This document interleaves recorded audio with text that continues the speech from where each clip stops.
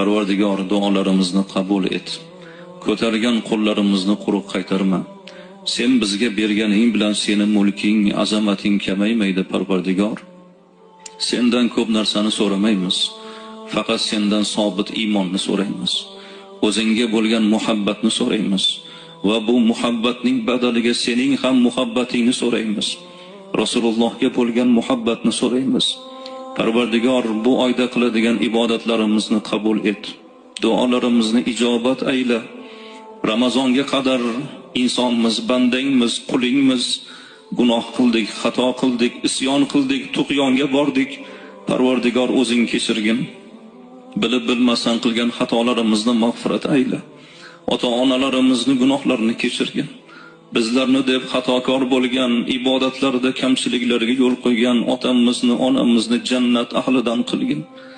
O'tgan bo'lsalar rahmat aylagin, hayot bo'lsalar umr bergin, iymon bergin.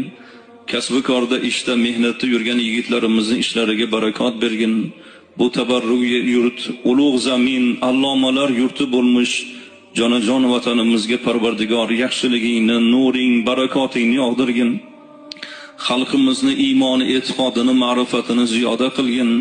Bo'layotgan yaxshiliklarni Parvardigor qabul etgin. Bundan-da yaxshiliklar, fayzi barakot xalqimizni boshida saodatli damlarni ko'paytirib bergin. Parvardigor, xonadonlarimizni nuring, rahmating bilan ziynatlagin. Qalbimizni poklagin, vujudimizni poklagin.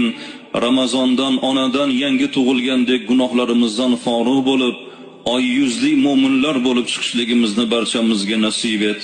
Azizlar, barchalarning qadamiylarga hasanot, umriylar ziyoda bo'lsin. Allohumma solli ala Muhammad va ala alihi va sahbihi ajma'in bi rahmatika ya arhamar